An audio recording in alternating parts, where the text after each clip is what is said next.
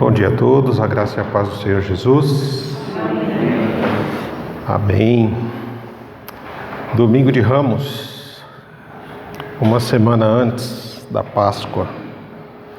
Convido os irmãos a abrir a palavra do Senhor em Mateus, capítulo 21.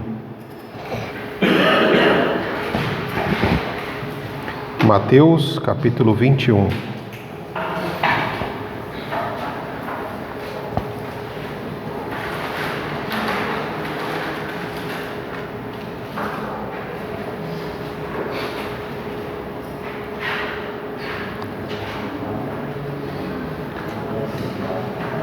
Mateus capítulo 21, amém?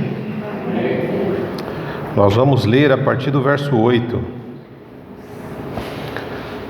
Grande parte da multidão estendeu seus mantos ao longo do caminho diante de Jesus, e outros cortaram ramos de árvores e os espalharam pelo chão.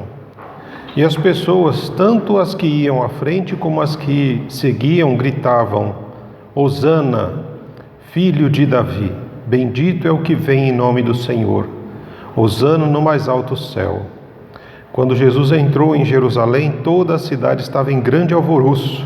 Quem é este? Perguntavam, e a multidão respondia: é Jesus, o profeta de Nazaré, da Galileia. E aí eu te convido a ir lá no capítulo 27.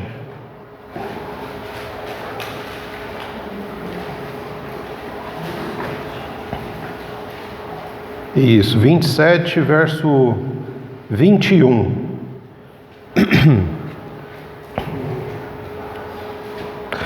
Então o governador perguntou outra vez: qual dos dois vocês querem que eu solte? A multidão gritou em resposta: Barrabás. Pilatos perguntou: e o que farei com Jesus, chamado Cristo? Crucifique-o, gritou a multidão. Por quê? Quis saber Pilatos. Que crime ele cometeu? Mas a multidão gritou ainda mais alto: crucifique-o! Pilatos viu que de nada adiantava insistir e que um tumulto se iniciava. Assim mandou buscar uma bacia com água, lavou as mãos diante da multidão e disse: estou inocente do sangue deste homem. A responsabilidade é de vocês. Todo o povo gritou em resposta: que nós e nossos descendentes sejamos responsabilizados pela morte dele.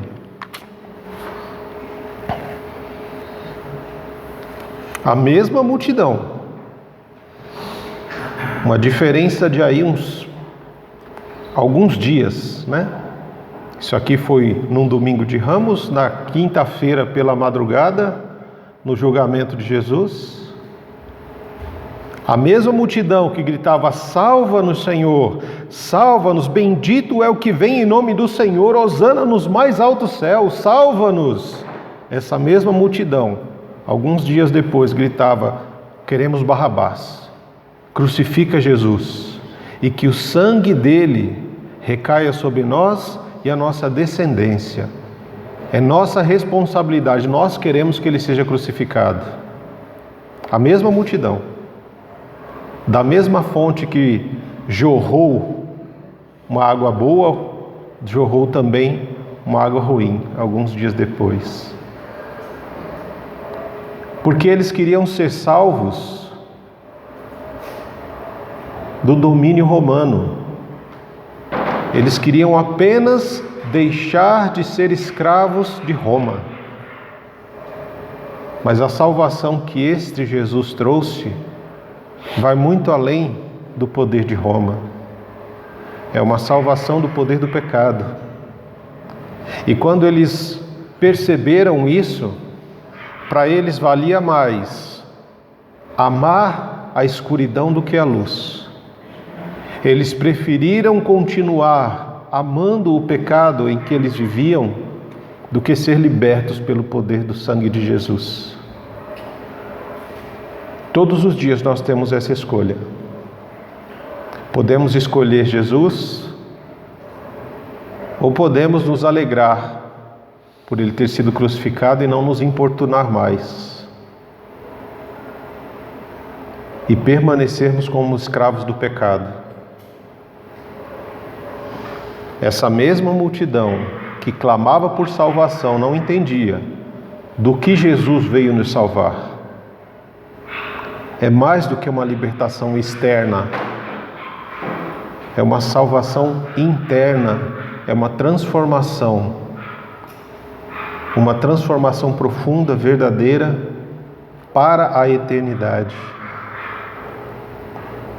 Que nós possamos hoje refletir sobre as nossas escolhas, sobre o caminho que Deus tem como propósito para cada um de nós e o caminho que nós estamos trilhando. Será que realmente é o caminho que o Senhor tem para nós? Será que nós estamos trilhando o caminho da salvação em Jesus? Será que nós podemos dizer: Hosana, bendito é o que vem em nome do Senhor, salva-nos, Senhor, entendendo que o Senhor vai mudar toda a sua vida? Bendito seja o nome do Senhor, porque se estamos aqui é um propósito eterno do Senhor em nossas vidas, de nos chamar, de nos capacitar e de nos transformar. Em nome de Jesus, Pai, que nós não venhamos a resistir ao Teu amor, à Tua graça e misericórdia, mas que possamos nos entregar por inteiro e não só lançarmos, como diz aqui, folhas de ramos, mas que possamos nos lançar aos Teus pés, buscando a Tua salvação, a Tua redenção, Pai. Em nome de Jesus, se o nosso coração ainda está endurecido, que o Senhor possa quebrantá-lo nessa manhã. Se as nossas vistas ainda não conseguem enxergar o propósito eterno do Senhor, cura os nossos olhos, Senhor. Se os nossos ouvidos ainda não estão prontos para ouvir a Tua voz, Senhor, tem misericórdia de nós. Cura os nossos ouvidos, cura o nosso coração.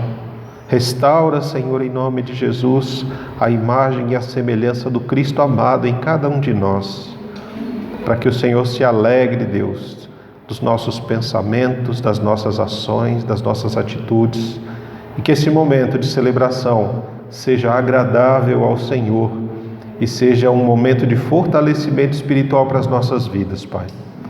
É a nossa oração, em nome de Jesus. Amém.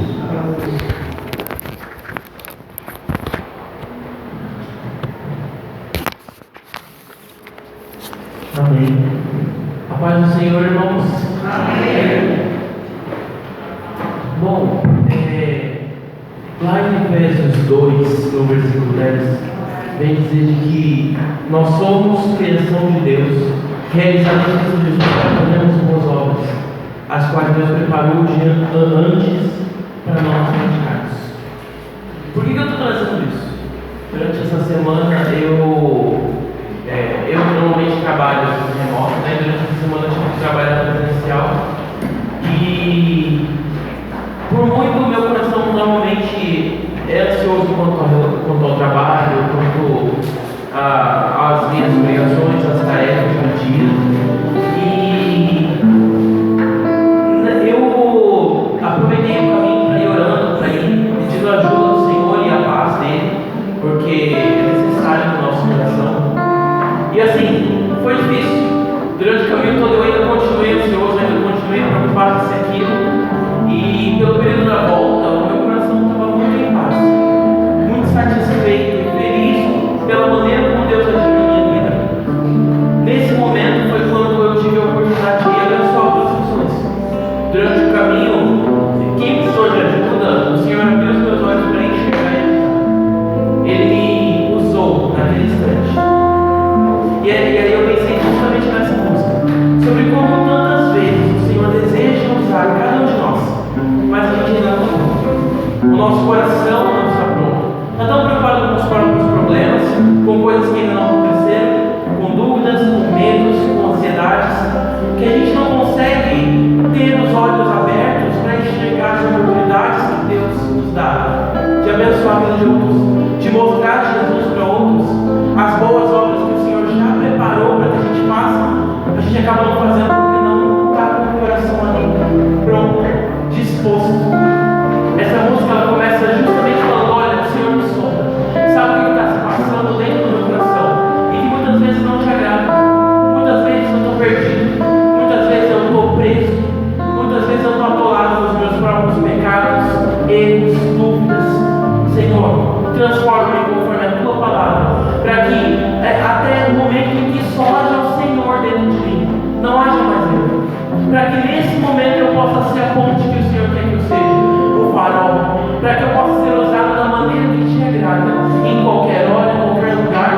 porque a minha vida é tua. Que a igreja nessa manhã possa orar para que os nossos corações sejam convertidos ao Senhor e transformados, até que só Ele esteja dentro de nós e nos use como verdadeiros instrumentos da presença dele.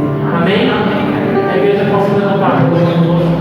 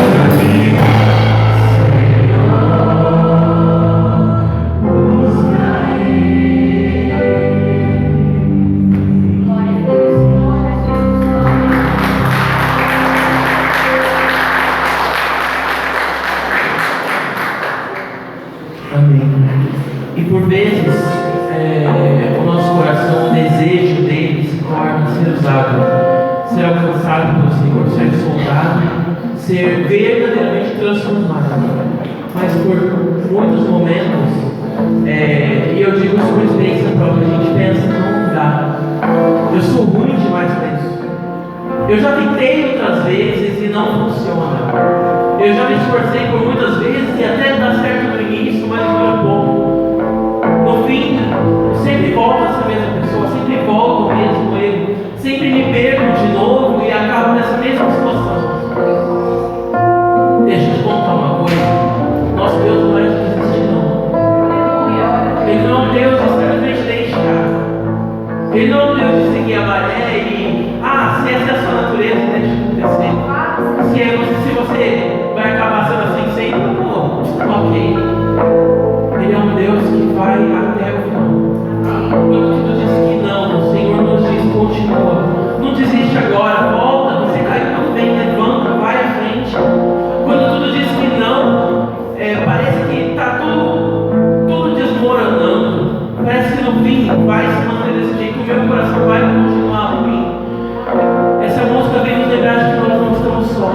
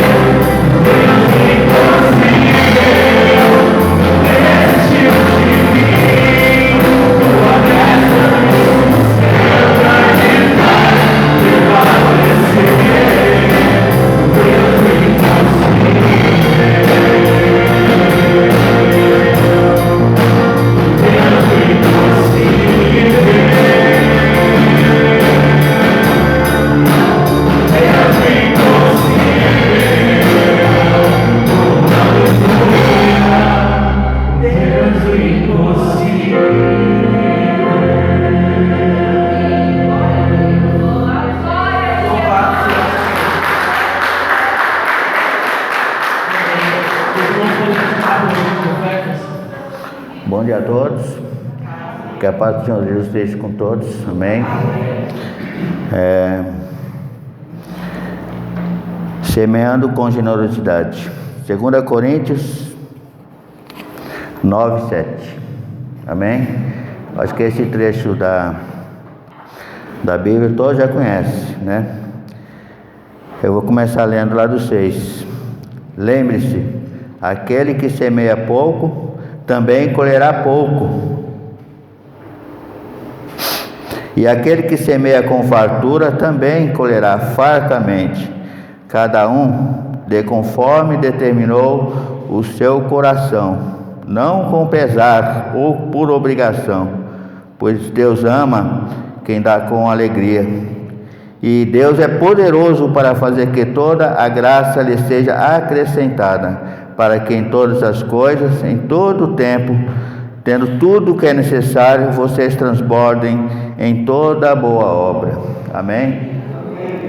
Então, Deus aqui, Ele nos lembra que é importante a gente dizimar e ofertar, né? Porque isso prova que o coração da gente, a partir da que a gente dizima ou oferta, prova que o coração da gente é dependente de Deus, e não do nosso trabalho, e não do nosso dia a dia.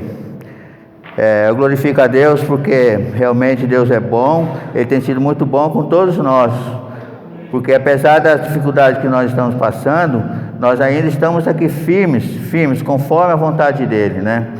E agora há pouco nós estávamos vindo para cá para a igreja, estava eu e minha esposa vindo, aí nós passamos em frente à igreja lá e estava lotada, tinha gente até no meio da rua. Minha esposa falou assim, tá vendo? Aos domingos as pessoas vêm para a igreja, ainda mais esse domingo de ano. Eu falei, mas não importa, o que importa é o coração da pessoa, né? Porque às vezes a pessoa está ali, mas não tem realmente Cristo no coração, na mente. A pessoa está ali para cumprir um papel, né? Que é estar presente no domingo de Ramos, né? Mas Deus é bom. Ele gosta de falar assim que o sol nasce para todos, né? Tanto para os justos quanto para os ímpios, né? E nós possamos ser sempre gratos a Ele, agradecido no nome santo de Jesus, porque é Ele que nos dá o ar que nós precisamos, é Ele que dá a nossa força para que trabalhamos, amém? Então vamos fazer a oração aqui, amém? Todos possam.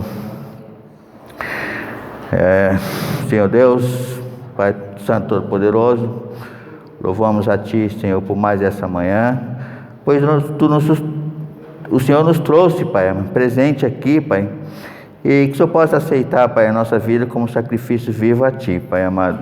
Sabemos que o Senhor é nosso Deus, é o nosso Pai, é um Deus que cuida de cada um de nós, é um Deus que dá aquilo, Pai amado, que nós necessitamos e não precisamos, Pai amado, porque o Senhor é o Deus que conhece o nosso coração, é um Deus que sonda a nossa mente lá do alto e sabe do que nós precisamos, não coisas boas, coisas à toa, coisas que vai agradar a carne, mas sim as coisas que o Senhor quer que nós aceitamos e fazemos de Ti, Pai, a prova de espiritual, de quem nós somos, de quem nós podemos, Pai amado, agradar somente ao Senhor, que é santo e poderoso, Senhor. Obrigado por essa manhã, obrigado, aceita, Pai amado, esses louvores estão sendo entoados a Ti, Pai amado, aceita as nossas vidas, que a palavra, Pai amado, que o Senhor colocará, Pai, na nossa mente, através da palavra, através do nosso pastor Maurício, Pai, possa nos incomodar, possa nos trazer, Pai amado, a vida que o Senhor mais deseja do coração, Pai amado, que é ser obediente. Louvamos a Ti em nome santo de Jesus. Amém. Que todos possam trazer os dízimos e as ofertas.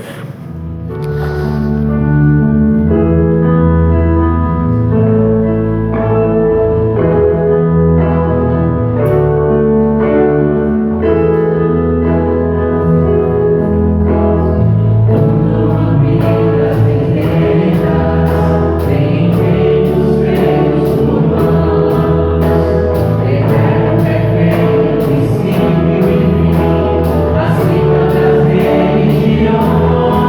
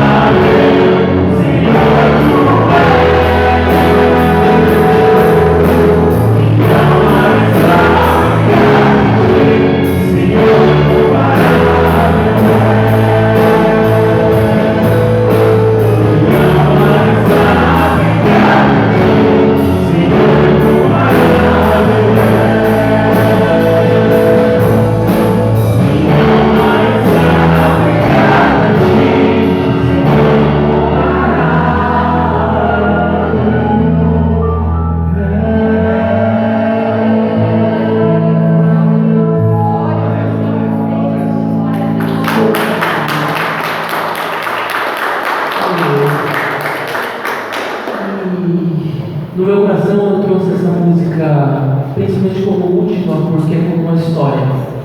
Primeiro a gente ora ao Senhor por uma transformação, verdadeiramente acreditando de que é o Deus do impossível e pode agir em nós. E por tantas vezes a gente continua se vendo em dificuldade. Deus transforma aqui dentro, mas lá de fora continua diferente. Mas agora já é diferente. O nosso coração é capaz de louvar a Deus, mesmo nas circunstâncias mais difíceis. Mas para que isso ocorra, cada um de nós, o desejo dos nossos corações deve ser estar próximo de Deus, para aprender a manter os olhos no invisível, mesmo quando o invisível é tão grande, tão gigante diante de nós, tão amedrontador. É necessário que o nosso coração esteja se aproximando dia após dia de Deus, para que, mesmo que as dificuldades cresçam, a gente saiba que o Deus que está perto de mim é exatamente o Deus a quem eu posso louvar nas dificuldades, porque eu sei que Ele está agindo quando eu não enxergo. Que o nosso coração possa se render nessa manhã e verdadeiramente desejar estar perto dele. Amém? Amém.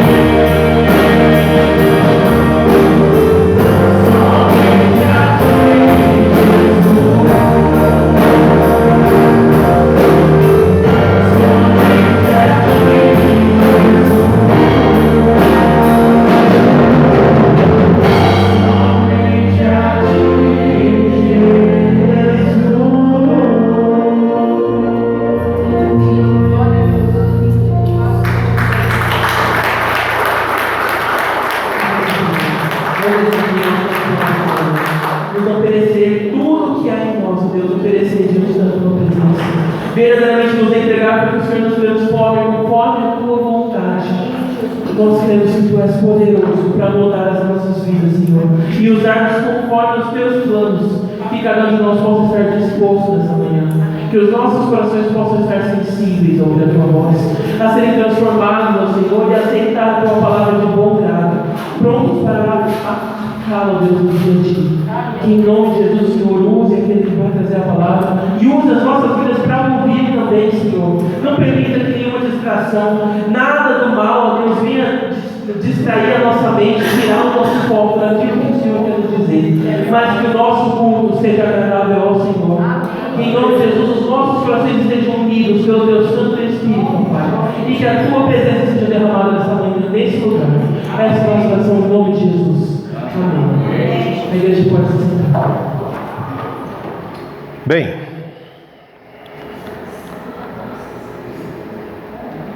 a pergunta de hoje é: o que você está fazendo aqui? O que você está fazendo aqui?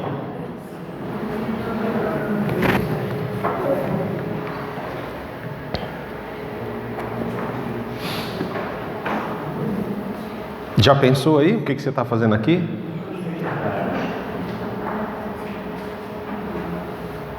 O nosso texto está em 1 Reis, capítulo 19, verso 9, parte B.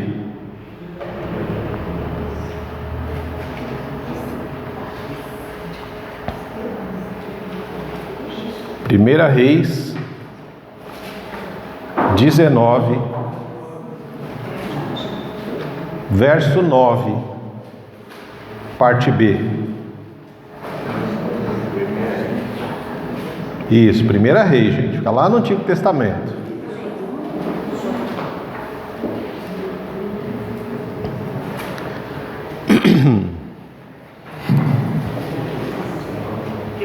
Primeira Reis 19, verso 9, a parte B.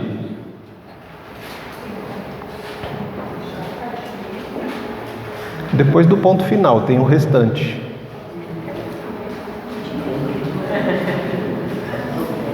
Então a gente treina muito isso na quinta-feira, no estudo bíblico. Essa semana é quarta-feira, hein? Às 20 horas, esquece não. Amém? Então o Senhor lhe disse: o que você faz aqui, Elias?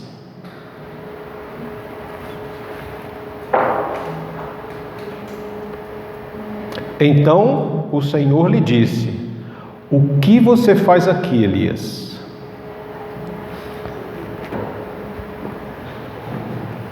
Talvez você olhe esse texto e fale assim, quem não conhece muito a história, né? Observando esse texto, fala, e aí?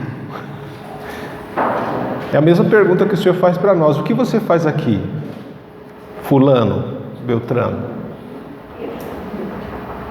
Quando nós olhamos, né, Elias era filho de Tisbe, que morava em Gileade, alguém que foi poderosamente usado por Deus para restaurar a fé do povo de Israel.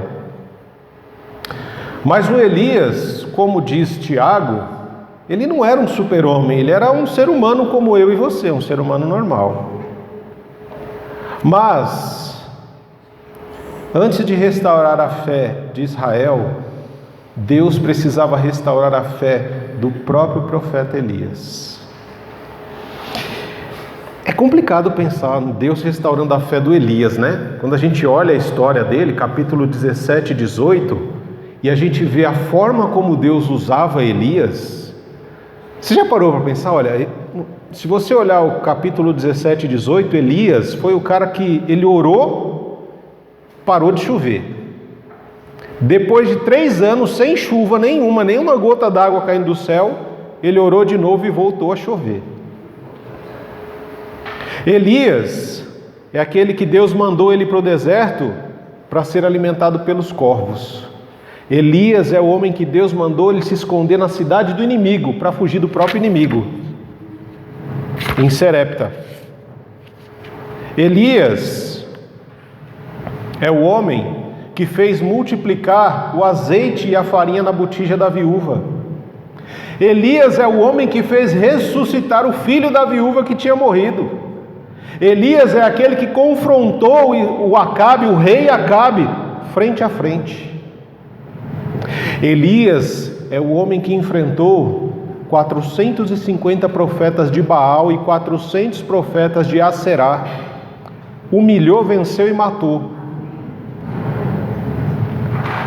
E aí a gente pensa, um cara desse precisa ter a fé restaurada? Porque o Elias, como nós vimos, ele não é um super-homem, ele não é um super-herói, ele não é um vingador, um dos vingadores, né? Ele é um ser humano como eu, como você, com seus altos e baixos, com momentos difíceis. E depois de fazer tudo isso, teve uma mulher, a esposa do rei Acabe, que diz para ele: olha, manda um recado lá para esse profeta, esse tal de Elias, que os deuses me amaldiçoem se amanhã, a esse horário, eu não fizer com ele a mesma coisa que ele fez com os meus profetas, com os profetas de Baal. Era motivo para aquele homem entrar em desespero? Não, mas só bastou isso. Só bastou isso para que o Elias fosse tomado pelo medo. Ele enfrentou 450 profetas de Baal, mais 400 de Aserá, não tremeu, não titubeou, nem pestanejou. Mas quando chega um recado da mulher, do rei, ele fica apavorado. Ele se apavora com aquele recado. Apesar do sucesso que Elias teve nos últimos 3 anos, e principalmente no dia anterior, quando ele venceu todos os profetas,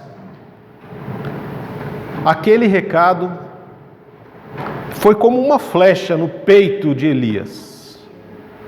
Ele ficou tomado de medo, de pavor, ele entrou numa crise de fé. E aqui, esse momento aqui no capítulo 19, nós encontramos um Elias em crise de fé, tomado pelo medo das ameaças feitas por aquela víbora, aquela venenosa daquela Jezabel, a esposa do Acabe. Ela ficou muito brava, porque os profetas que ele venceu, que ele humilhou e que ele matou, foram os profetas que ela trouxe quando se casou com o rei Acabe, o rei de Israel. Foi ela responsável por trazer a idolatria e fazer com que o povo se desviasse dos caminhos do Senhor. E quando o Senhor respondeu à oração de Elias, os profetas de Baal foram humilhados. Aquela tal Jezabel ficou envergonhada e possuída de raiva. Então ela manda esse recado. E quando ele recebe esse recado, ele fica desesperado, de medo, apavorado. Mas não foi só o medo que tomou conta do coração de Elias, mas o seu orgulho, um esgotamento emocional, um esgotamento espiritual, uma tristeza profunda, uma depressão, e tudo isso junto impedia que ele ouvisse a voz de Deus. Em um dia ele ora, Deus manda fogo, consome tudo, vence os profetas de Baal. No dia seguinte ele é tomado, o coração dele, como o meu e o seu, é tomado por medo, por insegurança, por esgotamento, por orgulho, e tudo isso junto impede. E talvez você fale: por que orgulho? É só você olhar para o que ele fez no 17 e 18, e em algum momento esse coração é tomado, e a gente vai ver, eu vou mostrar para você que ele tinha orgulho no coração, por tudo que ele fez. Ele não conseguia ouvir a voz do Senhor. Essas coisas todas juntas impediam, é como se tivesse deixado ele surdo à voz de Deus. E quando a gente pensa nessa questão, né? Quando eu olho para o Adão, lembra do Adão, nosso querido Adão? Quando ele errou, ele ouviu a voz de Deus, ele foi tomado pelo medo, porque tinha pecado. Pela vergonha, porque viu que estava nu. Aí ele foge e se esconde com medo do julgamento de Deus. Elias não conseguia ouvir a voz de Deus. A única voz que ele ouvia nesse momento era a voz de Jezabel, falando que ele ia morrer, que ela ia fazer o que ele fez com os profetas, que ele seria morto.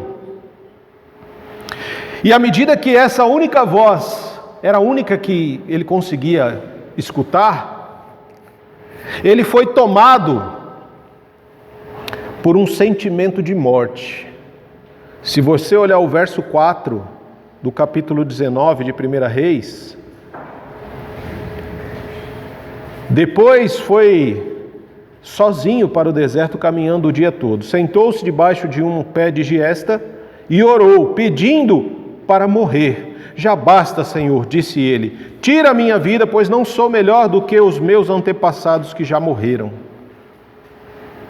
Ele teve uma ameaça de morte de Jezabel, ele já não ouvia mais a voz de Deus, e o desejo dele era um desejo de morte. Senhor, tira a minha vida. Sabe aquela questão, não deixa que ela me mata não, Senhor, tira a minha vida, para mim já deu, já cansei, já estou esgotado e tudo mais. E não é a primeira vez que nós vemos um profeta assim. Jonas pediu a morte, estava cansado também, falou, Senhor, me mata, me leva, tal. Jeremias também pediu. Por quê? Porque eles estavam chegaram em um estado em que eles olhavam ao redor, parece que só tinha eles trabalhando, só eles buscando. E são tomados pelo desânimo, um desejo de desistência, mas o Elias, ele não estava ouvindo a voz de Deus. Então o que ele faz? Ele só está ouvindo a voz da Jezabel, então ele foge. Mas ele não foge de Deus, ele foge para Deus. Essa é a grande diferença do profeta. Ele não está fugindo de Deus, ele está fugindo para Deus, porque ele está desejoso de ouvir Deus falar. É como se os meus ouvidos estivessem surdos a todas as outras vozes, eu só consigo focar naquela ameaça de morte que eu recebi. Eu me esqueci de toda a grandeza de Deus, porque eu tenho uma ameaça de morte, e meus ouvidos parecem que estão mortos para Deus. E o desejo dele era de fuga, fugir daquele lugar onde tinha uma ameaça de morte contra ele. Mas não era fugir de Deus, mas era para Deus. E então ele faz o quê? Ele vai para o deserto. Ele começa uma caminhada, ele vai até Berseba. Chegando ali, ele dorme. E dorme. E dorme.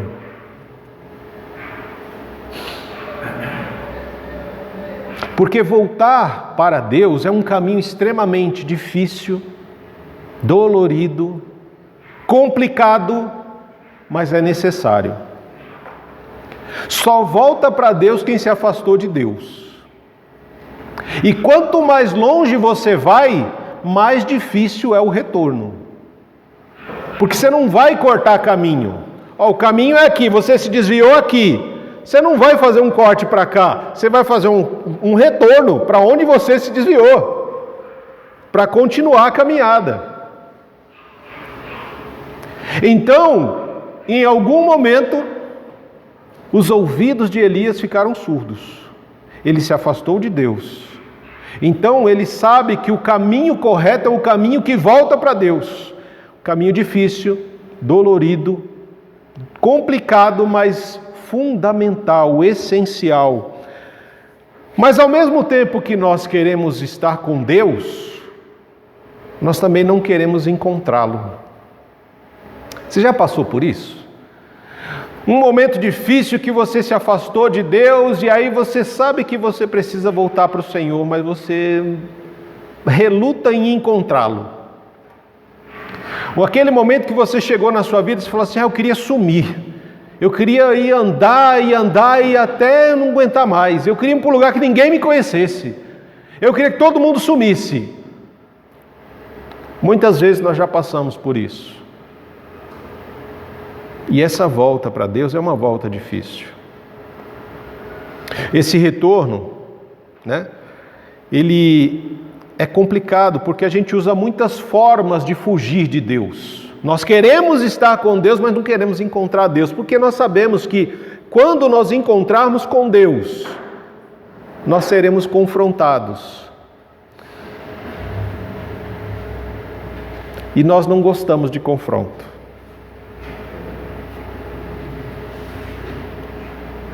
E aí o que a gente faz, né? Nos dias atuais, um dos ramos que mais cresce na sociedade é o ramo de entretenimento. Músicas, streamings, Netflix, as questões de mídias sociais, tudo isso bomba. Por quê? Porque nós não queremos estar em silêncio com Deus. Nós fugimos do silêncio, porque no silêncio Deus fala. E aí a gente escuta. Então, quando a gente chega em casa, o que a gente faz? Liga a TV, liga o rádio, barulho. Eu preciso de barulho, muito barulho. Por quê? Porque silêncio incomoda. Quando você está conversando com alguém que acaba o assunto e bate aquele silêncio, ele é constrangedor, não é? Você fica meio sem graça, meio, e agora, né? Aí você começa a falar besteira para encher aquele silêncio que te constrange. Começa a falar às vezes da vida dos outros, né? Quando acaba o assunto, mas você viu o fulano lá, né? Tem nada a ver com a conversa, mas é para preencher aquele silêncio. E nós fugimos do silêncio. Nós procuramos, eu tenho que conversar com alguém, eu tenho que falar alguma coisa, eu tenho que ouvir uma música, tenho que ligar o rádio, tenho que ligar isso, ligar aquilo, porque o silêncio não dá, ele incomoda. São formas de fugir. Elias fugiu através do sono. Dormiu. Ele foi para o deserto lá em Berseba e ficou dormindo lá. Ele não pediu a morte? Ele chegou no deserto, fez uma oração pedindo a morte. Estou cansado, já deu, né? Não aguento mais. Me leva, Senhor, me leva, porque eu não estou mais feliz com essa vida que eu estou vivendo, não. E ali ele ficou dormindo, esperando a morte. É ruim, né? Dormir, esperar a morte. Tem muita gente que tem idade que infelizmente está dormindo esperando a morte. Pastor, já estou velho, estou velha, estou só esperando a morte. Misericórdia! Aproveita enquanto você tem vida, para viver para a glória de Deus, né? Isso é extremamente importante. Mas Deus, quando Ele sabe que nós estamos buscando Ele, Ele nos ajuda a encontrá-lo. Buscar-me-eis e me achareis, quando me buscardes de todo o vosso coração. E nesse momento Elias estava buscando o Senhor de todo o coração, e Deus sabia disso. E Deus não ia deixar que ele se perdesse ou morresse ali no deserto. Então o que Deus faz? Deus envia um anjo. Deus manda o anjo. Lá no verso 5, enquanto ele estava dormindo, o anjo vem, toca em Elias e fala com ele. E o mais legal que eu acho é que o anjo toca em Elias primeiro, antes de falar com ele. Sabe aquele toque que você recebe de um anjo de Deus? É aquele toque que não diz uma palavra, mas o próprio toque já fala muito. É aquele toque que diz, olha, né, imagina lá o Elias dormindo, o anjo vem e toca nele. Aquele toque está dizendo assim, não tenha medo, eu estou aqui para te ajudar. E esse toque abre o espaço para a fala do anjo, que diz o quê? Levanta e come. O Senhor envia um anjo para suprir as necessidades físicas básicas de Elias naquele momento, que era descanso e alimento. Ele precisava se fortalecer fisicamente, e Deus envia o anjo. E o anjo acho que cozinhava bem, porque ele já deixou um quentinho, água e tal, né? Já deixou tudo no jeito. O cara só acordou, levantou, opa, cheirinho de pão quente. Quem não gosta de cheirinho de um pão quente, né? Levantou, comeu, dormiu de novo. Aí depois de um período de descanso, o que o anjo faz? Toca e fala com ele de novo: ó, levanta e come, porque a tua caminhada é longa. Ele levanta, come e começa a caminhada. Por quê? Porque agora a necessidade física dele já estava suprida, ele já descansou e já se alimentou, fortaleceu-se fisicamente, que é algo necessário para alguém que está esgotado, cansado. O problema, muitas vezes, irmãos, o nosso problema é que quando a gente está cansado, sobrecarregado, a nossa tendência é de jogar tudo para o alto, desistir, abandonar tudo. Eu quero ir embora, eu quero sumir, eu quero tudo. Espera, calma, não é entregar, não é abandonar. Está cansado? Você precisa descansar. E no período de descanso você precisa pensar em forma de fazer melhor aquilo que Deus colocou na sua mão. Não é você simplesmente abandonar e jogar fora.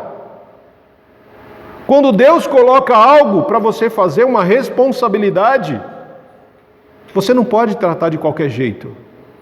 Você não pode simplesmente não fazer nada e depois de um tempo falar: ah, toma aí, não quero mais não. Não funciona assim. Descansa e pensa em forma de fazer melhor aquilo que Deus colocou na sua mão. Muitas pessoas abandonam o seu cônjuge, o seu casamento, porque estão cansadas do cônjuge. Foi você que escolheu, não foi? E Deus está ali para te fortalecer nisso. Então procure o Senhor, e Ele vai te fortalecer, Ele vai te dar condições de ter um casamento melhor.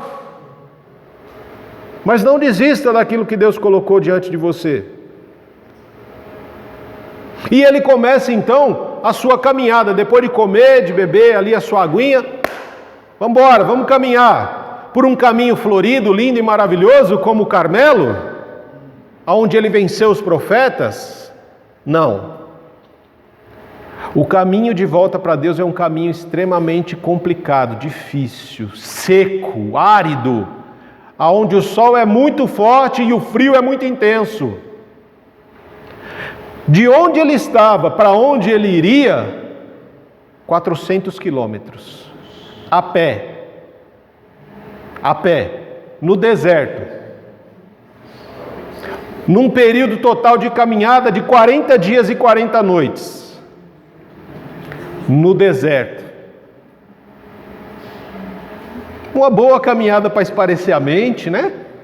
Um bom tempinho para espairecer a mente, para pensar nas coisas erradas que a gente faz na vida. Porque deserto, irmãos, deserto é lugar de transformação. Deserto é o lugar onde o Senhor pode nos tratar mais profundamente, na nossa alma, no nosso espírito. Por que no deserto? Porque no deserto tem você, Deus e a sua sombra. Só. Não tem mais ninguém no deserto. Não tem ninguém para você culpar ou dar a responsabilidade: eu fiz isso por causa do fulano ou do Beltrano. Só tem você. O deserto é o lugar onde Deus te leva para que você possa conhecer o seu próprio coração. Porque é no deserto que Deus vai provar o coração daqueles que querem ter um encontro com Ele. 40 dias, 40 noites é o tempo de transformação, né? A Bíblia trata o 40 como um tempo de transformação. Quando a gente pensa nesse deserto, para onde ele estava seguindo e atravessando até o monte que ele queria chegar no Monte Horebe, conhecido também como Monte de Deus, que alguns anos atrás teve um visitante ilustre chamado Moisés, que passou 40 dias, 40 noites com o Senhor para receber as leis. Esse mesmo monte também, esse mesmo deserto, é o mesmo lugar que alguns anos depois, um homem chamado Jesus seria levado pelo próprio Espírito Santo para ser tentado por 40 dias e 40 noites pelo diabo, quanto à sua filiação. Esse mesmo monte é o mesmo monte que, algum tempo depois, em que Jesus tinha sido provado, havia um encontro, um momento ali, chamado, como nós conhecemos, do Monte da Transfiguração, um encontro entre Moisés, Elias e o próprio Jesus. Era aquele momento em que eles se reuniram e o Pai disse: esse é o meu Filho amado, ouçam-no. Era a confirmação do ministério de Jesus, porque dali ele partiria uma última vez para Jerusalém, na Páscoa, onde ele seria crucificado. Esse monte tem história. Tem história esse monte. E quando nós pensamos na nossa vida, como nós fugimos do deserto, né? Nós falamos tanto, eu quero ver Deus, eu quero ter uma experiência com Deus e tal, mas quando Deus nos leva para o deserto, a gente faz tudo para sair do deserto rapidamente. Irmão, ora porque eu estou passando pelo deserto, porque Deus me tira, porque não está bom. Se você tem consciência que está no deserto, então viva o deserto, porque é um período de transformação de Deus na sua vida. Aqueles que não passam pelo deserto morrem no deserto. O povo de Israel, quando saiu do Egito, foi levado ao deserto e Deus provou o coração daquele povo, e o coração do povo não estava no Senhor, estava no Egito. E eles ficaram no deserto. Elias, numa crise tremenda, não consegue ouvir a voz de Deus, então ele decide ir até Deus. Ele decide buscar a Deus. Por que ele decide? Porque em nenhum momento está falando que era para ele ir para esse lugar, para o Monte Horebe. Deus mandou ele falar com Acabe, Deus mandou ele ir para Serepta, para multiplicar lá o alimento. Deus mandou ele ressuscitar o menino. Deus mandou ele para o deserto na primeira parte, lá no capítulo 17, para que ele fosse alimentado pelos corvos, mas Deus não mandou ele buscar a Deus. Nesse momento de crise, ele compreendeu que, se tudo está ruim, eu preciso encontrar Deus, para poder ouvir o que Deus tem a me dizer. Aonde foi que eu errei? Aonde foi que eu caí? Você já parou para pensar como é que Deus trata, né? Como é que Deus lida com as nossas crises? Você sabe. Você já teve crises. Você já deu chilique na sua vida. Eu tenho certeza disso. Você já fez malcriação com Deus, você já esperneou. Como é que Deus trata as nossas crises? Como é que Ele lida com adultos que às vezes são mimados e que dão chilique? Como é que Ele trata com homens e mulheres que são usados por Ele e que em algum momento param de ouvir a voz e vão ao encontro dEle para tentar remendar, né? Porque a gente tenta remendar as besteiras que a gente faz. E aí, quando a gente começa a olhar o texto, né, a gente para nessa questão, a gente cai nesse texto principal aqui que a gente trouxe hoje, nesse principal versículo. Quando ele, depois de 40 dias, 40 noites, 400 quilômetros que o cara caminhou no deserto, debaixo de um baita sol, enfrentando o frio, né? Aquele tempo que ele teve de pensar, de refletir na vida, do que ele fez da vida dele e tudo mais, ele chegou no Monte Horebe. E aí o que ele fez? Arrumou uma caverna e foi o quê? Dormir. Lembra que a fuga, um dos sistemas de fuga é dormir. Quando você não está muito bem, tem gente que vai dormir, entra no quarto e fica dormindo. E quer dormir o dia inteiro, a noite inteira se deixar. Por quê? Não está bem emocionalmente.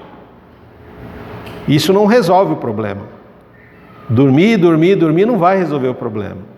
Mas Deus deixou ele descansar um pouquinho ali, porque a caminhada foi tensa. Até que, a gente chega nessa pergunta, né? Deus deixou ele dormir um pouquinho, já que ele entrou lá na caverna, toda escura. E aí Deus pergunta para ele: o que você está fazendo aqui? A forma de Deus lidar, né? Tem 3 formas que Deus usa para lidar com as nossas crises. A primeira forma, Deus ele usa perguntas para abrir um espaço de confiança, para que a pessoa possa confessar, se arrepender e buscar intimidade com Deus. A primeira forma como Deus lida com as nossas crises é através de perguntas que Deus faz para abrir um espaço de confiança, aonde a pessoa possa se arrepender, confiar, ou melhor, se arrepender, confessar e estabelecer intimidade com Ele. Não é a primeira vez que Deus faz isso. Desde o começo Deus faz isso. Lembra do Éden? Quando Adão ouviu a voz de Deus, os passos de Deus, né? O Adão ouviu e fez o quê? Foi se esconder. Aí Deus fala assim: Adão, onde é que você está? Deus não sabia onde Adão estava? Sabia.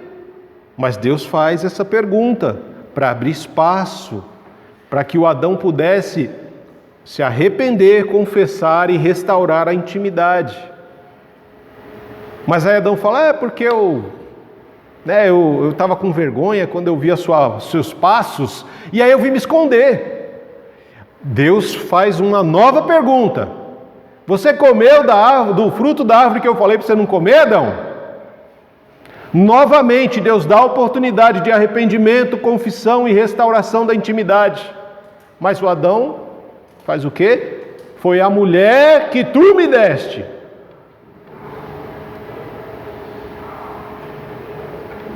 Ele, além de não assumir a responsabilidade, ainda culpa a Deus e a mulher. Aí Deus pergunta para a mulher: o que você fez? Foi a serpente.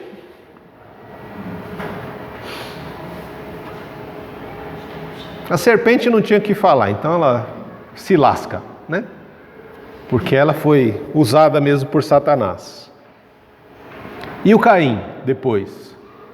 Caim, aonde está o seu irmão?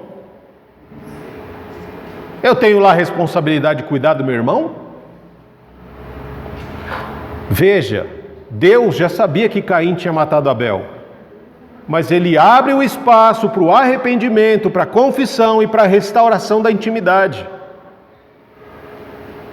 Você acha que Deus não sabia o porquê que o Elias estava ali?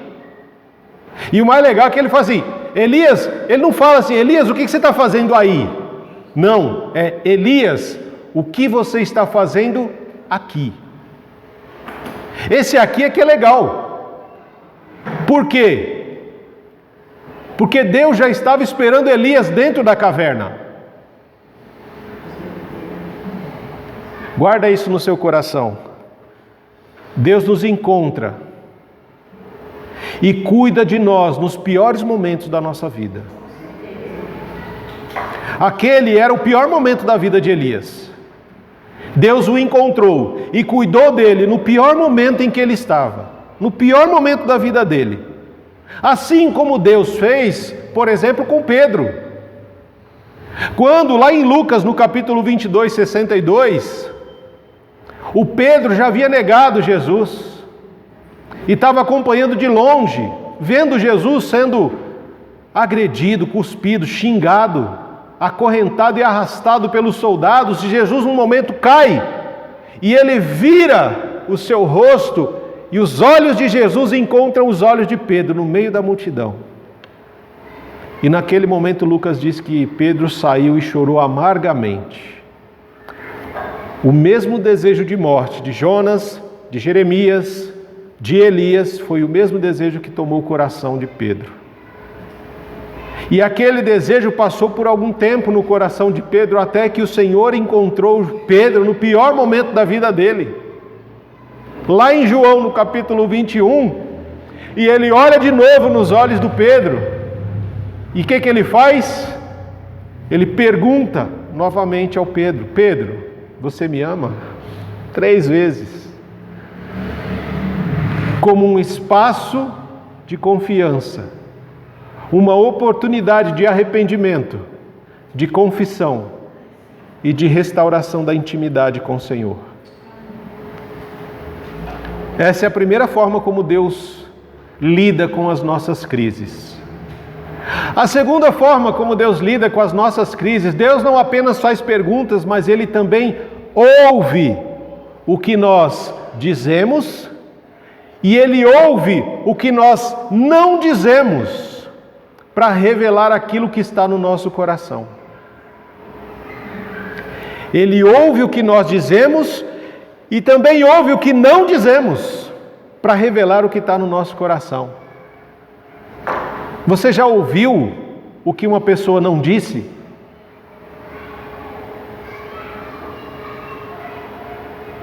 Se você nunca fez isso, é melhor você começar a praticar. Porque uma boa parte das vezes as pessoas vêm e falam para nós aquilo que elas querem que a gente ouça, mas não realmente o que está no coração. Isso acontece muito nas nossas orações.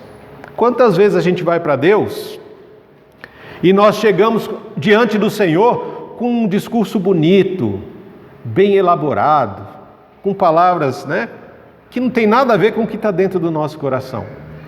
A gente está a pé da vida, está muito bravo, está triste com o próprio Deus, ou com a situação, com a circunstância, mas a gente chega na oração: amantíssimo Deus, o Senhor é bom, o Senhor é isso, é aquilo, eu te agradeço por causa disso. Você não está querendo agradecer nada, você está muito bravo, está muito brava com a circunstância.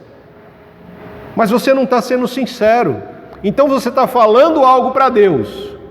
Deus está ouvindo o que você está falando, mas Ele também está ouvindo o que você não está falando. E Ele revela aquilo que está no nosso coração. Quando nós olhamos aqui essa passagem, é muito interessante, que o Elias, ele chega, o Senhor pergunta: o que você está fazendo aqui, Elias? Aí o Elias tem todo um discurso pronto, Eu tenho servido com zelo ao Senhor, o Deus dos exércitos. Contudo, os israelitas quebraram a aliança contigo, derrubaram os teus altares. Está lá no verso 10, tá, gente? Eu esqueci de falar. Está no verso 10 do capítulo 19. Contudo, os israelitas quebraram a aliança contigo, derrubaram os teus altares, mataram todos os teus profetas. Eu sou o único que restou. E agora também estão procurando me matar. Coitado do Elias. Tadinho do bichinho.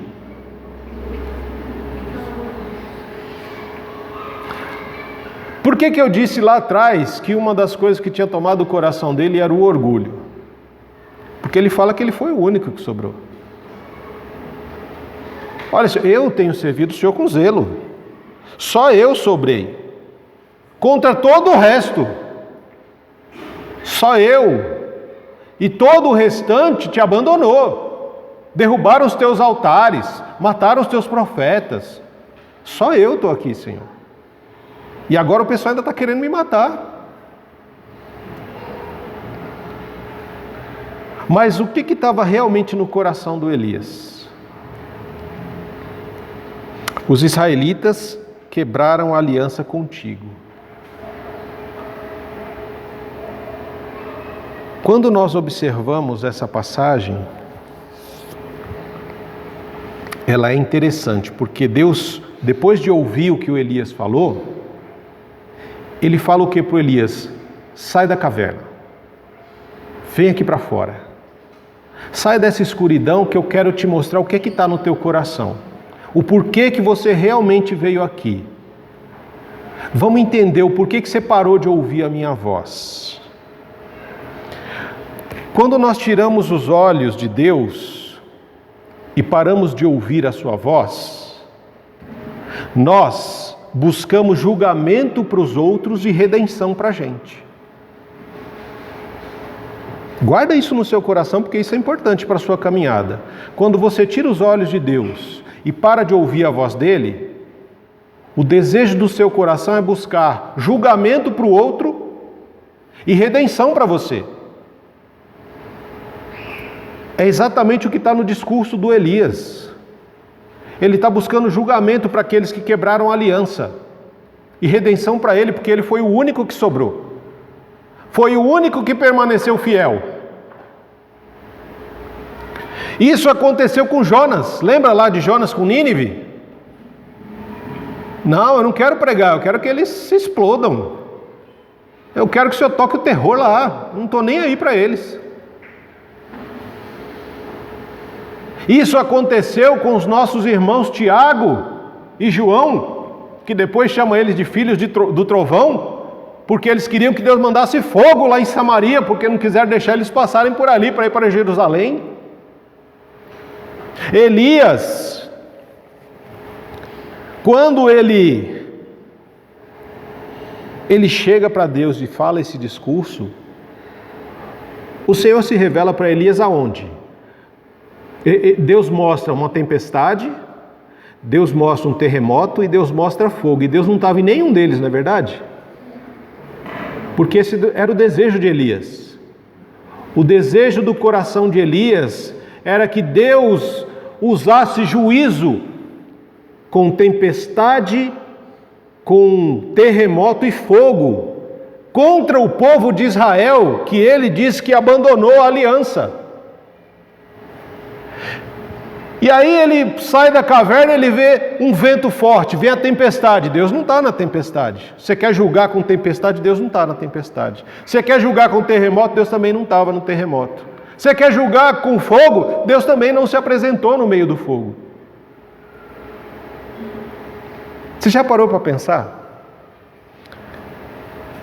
Quando o povo de Israel quebrou a aliança com Moisés lá no deserto, Moisés desceu e lá em Êxodo 32, ele fala para Deus assim: olha, eu peço que o Senhor perdoe o povo.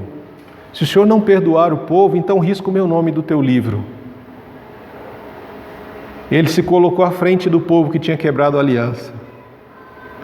O Elias chega lá, o desejo do Elias: Senhor, eu quero que venha fogo, tempestade, terremoto, que o Senhor arrebente com esse povo que quebrou com a tua aliança. O Elias é totalmente o contrário do Moisés. 2 momentos que a aliança foi quebrada.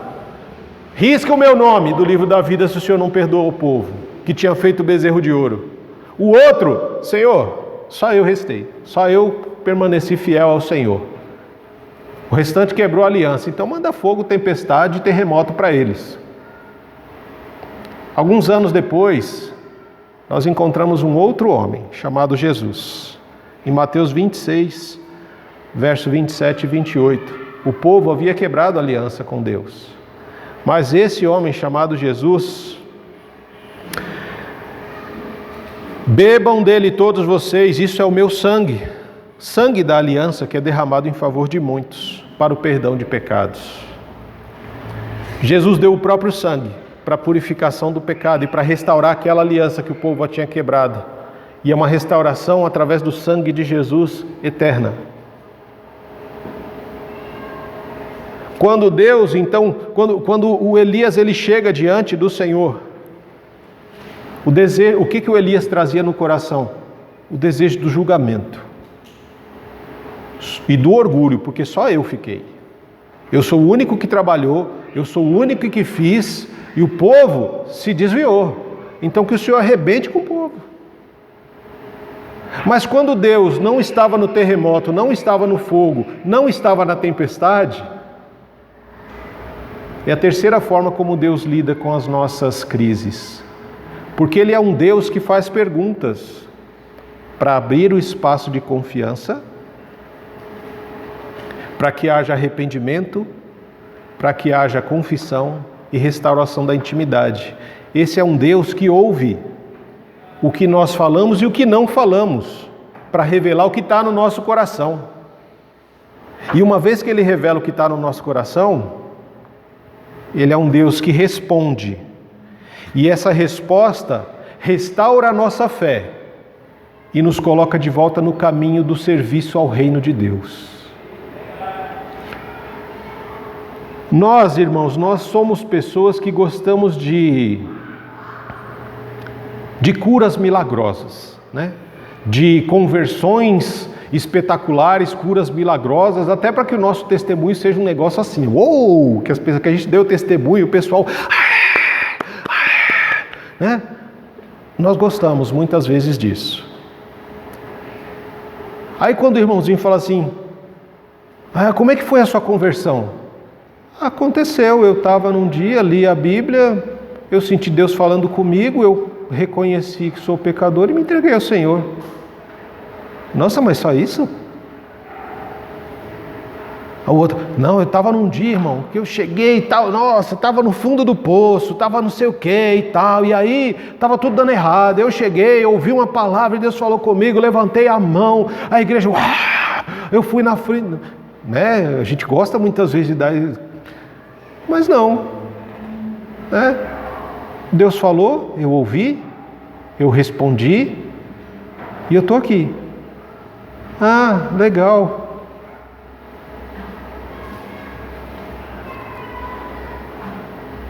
Elias queria tempestade, Elias queria fogo, Elias queria terremoto. Essas coisas representam no mundo que nós vivemos poder e controle, irmãos. Poder e controle. É forma de mandar julgamento, de colocar medo, pavor nas pessoas para que elas sejam controladas e nos obedeçam. Muitas igrejas agem assim, com a teologia do medo. Se você não fizer, Deus vai castigar. Se você não vier para a igreja no domingo de ceia, você perde a salvação. Se você não der o seu dízimo, o gafanhoto vai comer. A doença vai levar tudo, né? É um monte de teologia do medo que é colocada, por quê? Para controlar as pessoas. E aí Deus, quando Ele responde no sussurro. Ele responde na brisa. Aquela brisa suave, gostosa, que a gente sente assim, tocando a face e toca os nossos ouvidos, porque nós servimos a um Deus. E esse Deus se manifesta não no poder, mas na nossa fraqueza, na fraqueza humana. Deus se manifesta na fragilidade humana. Quem gosta de poder é Satanás, irmãos. Deus, o Deus que nós servimos, é aquele Deus de Filipenses, do capítulo 2,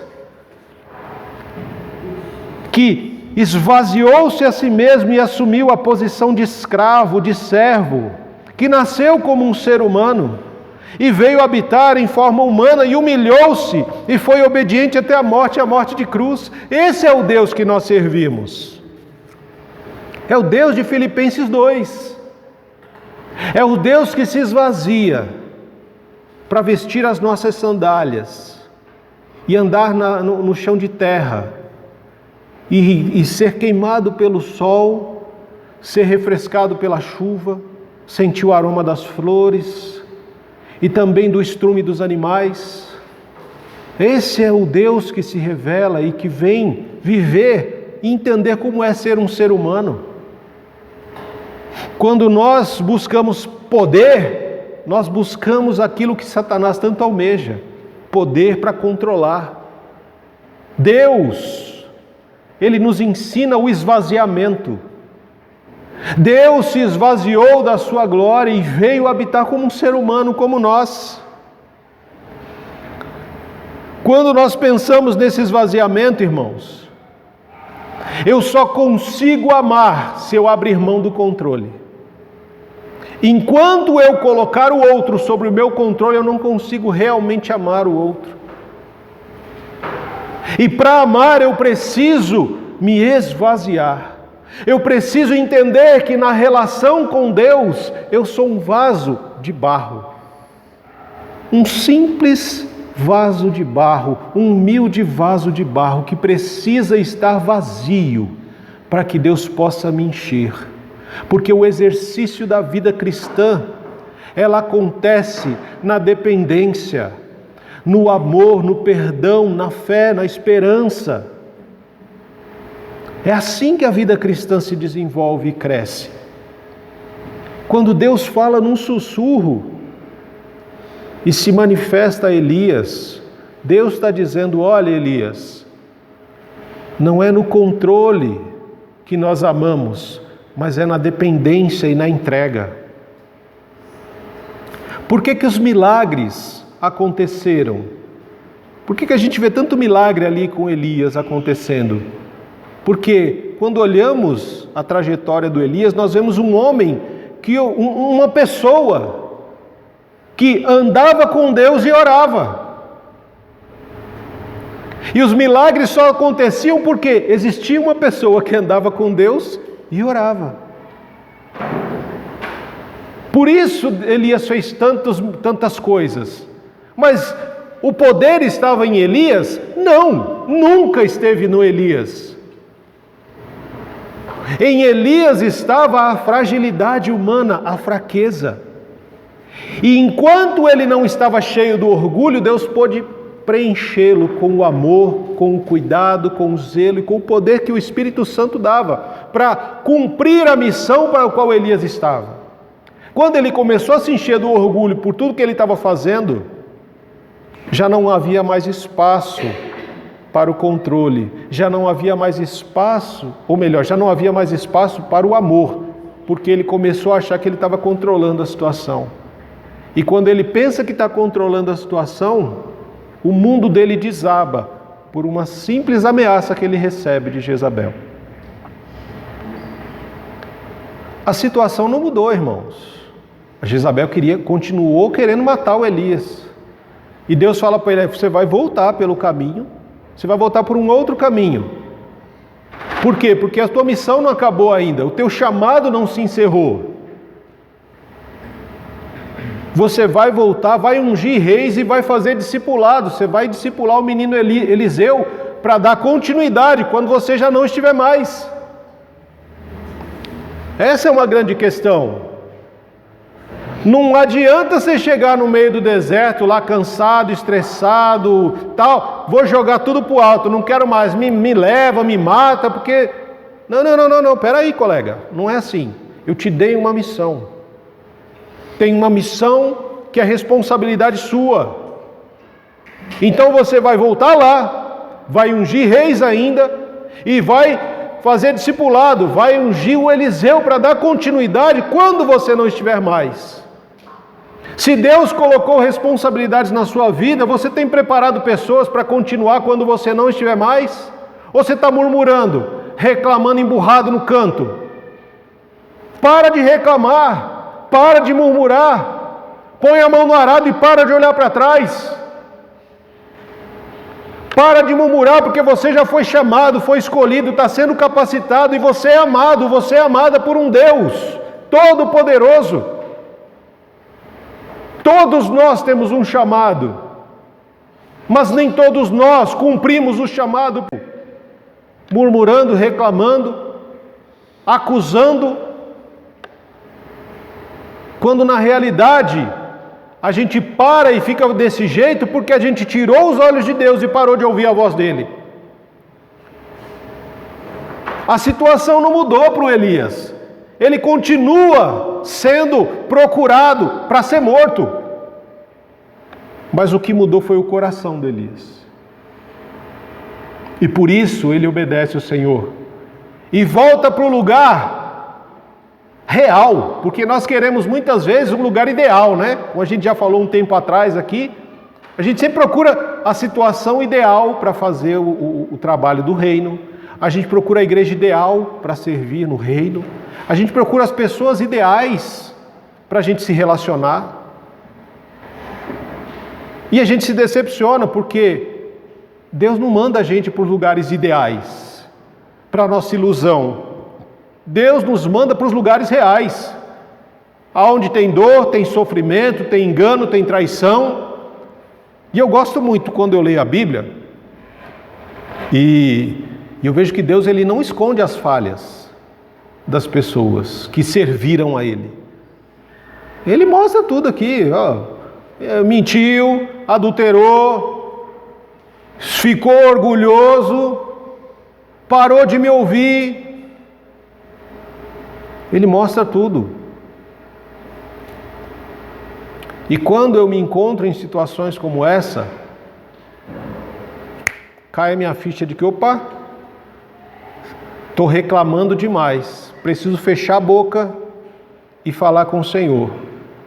Porque enquanto eu começo a murmurar e a reclamar, eu começo a acusar pessoas, começo a colocar responsabilidade no outro pelo que eu não estou fazendo. O outro já não é mais tão bonito, o outro já não é mais tão agradável, eu já não quero mais estar perto do outro, e aí eu começo a fugir, eu começo a me esquivar, eu não venho mais à comunidade, eu não participo mais de algumas coisas, porque eu parei de ver Deus e de ouvir a voz dele. E aí, a minha oração, as minhas reclamações, tem sempre uma direção de acusação para o outro, julgamento para o outro e redenção para mim, né? Quantas vezes nós não oramos, Senhor, muda o meu marido, muda a minha esposa, muda o filho, muda o chefe, muda o pastor, muda o líder, muda a igreja, muda não sei o quê. A mudança que você tanto pede tem que começar em você. A circunstância do Elias não mudou, mas o que mudou foi ele ter orado e falado com Deus. Deus perguntou a ele, ele disse o que ele queria, ele ouviu o que ele não queria, porque Deus falou, você está aqui porque você quer julgamento para os outros e redenção para você. Mas no reino, o reino não funciona com controle e com poder, o reino funciona com amor, com entrega, com doação. O que você está fazendo pelo seu irmão? E quando eu vejo essa forma de Deus agir, eu entendo que os milagres só aconteceram porque uma pessoa que andava com Deus orava. Como é que está a nossa vida de oração? Será que a gente tem orado mais ou reclamado mais? Será que a gente tem orado mais ou tem murmurado mais? Qual tem sido o conteúdo das nossas orações? Deus, nessa manhã, Ele nos deixa essas perguntas, né? Cadê o seu irmão? Olha ao redor, cadê o seu irmão?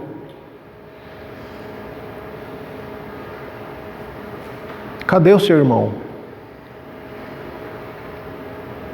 E o que você está fazendo aqui?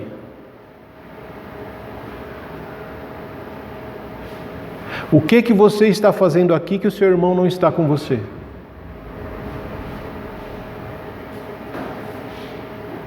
Onde está o seu irmão?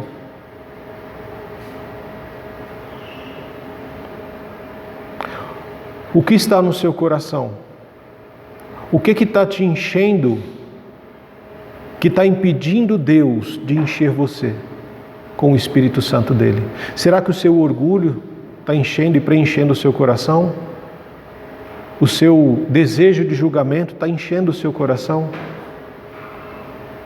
Será que você está buscando tanto controle e poder sobre outras pessoas que não está conseguindo mais exercer o perdão, a misericórdia, o amor com o outro? O que tem impedido você de adorar a Deus? O que tem impedido você de ver Jesus na face do seu irmão?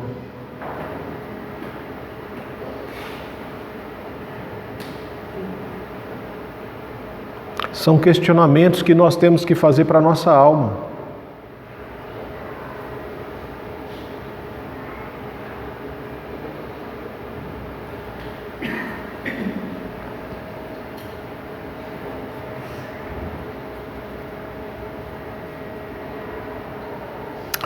Te louvamos, Senhor. Te louvamos porque a Tua palavra, ela é pura, ela é santa e ela nos confronta.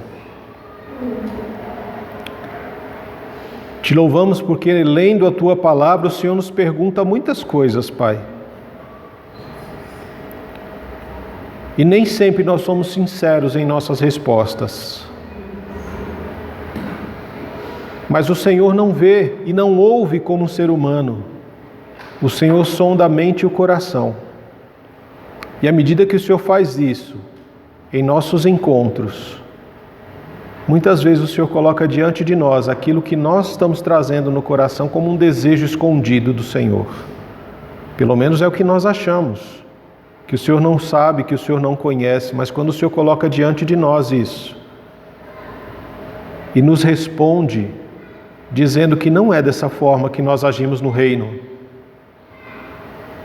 nós somos tomados por um sentimento às vezes de vergonha, de constrangimento. Porque quando o Senhor nos pergunta o que nós estamos fazendo aqui, às vezes nós respondemos: eu vim ouvir a voz do Senhor, eu vim ouvir a mensagem, vim cantar um louvor. Mas não é a verdade do nosso coração. Quando o Senhor nos pergunta onde está o nosso irmão, não sabemos, Senhor. Não sabemos porque estamos mais preocupados conosco mesmo do que com o outro. E o Senhor nos lembra que não tem amor maior do que dar a vida pelo nosso irmão ou pelo nosso amigo.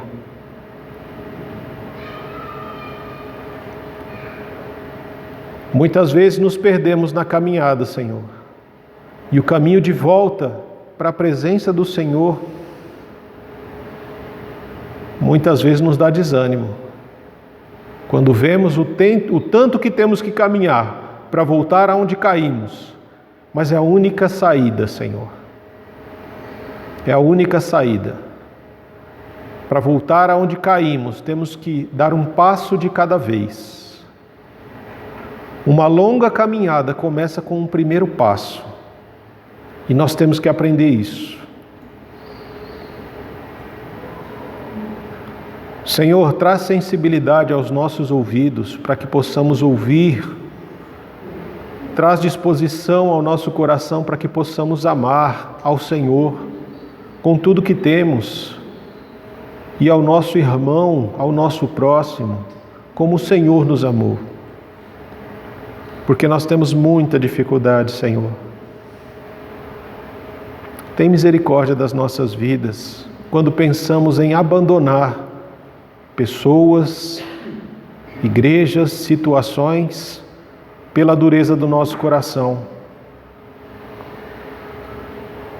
Mas cura, Senhor, a nossa alma, porque nós entendemos que o processo da cura começou quando o anjo pôs a mão no ombro de Elias, e ele se completou quando o Senhor se revela num sussurro, na fragilidade humana, para nos preencher com seu amor. A nossa oração, Senhor, é que o amor de Deus, que a graça de Jesus Cristo, que a comunhão e a consolação do Espírito Santo seja conosco hoje e sempre, até o fim dos séculos, ou até a volta de Jesus, ou até quando o Senhor nos chamar. Esse é o desejo do nosso coração, em Cristo Jesus. Amém.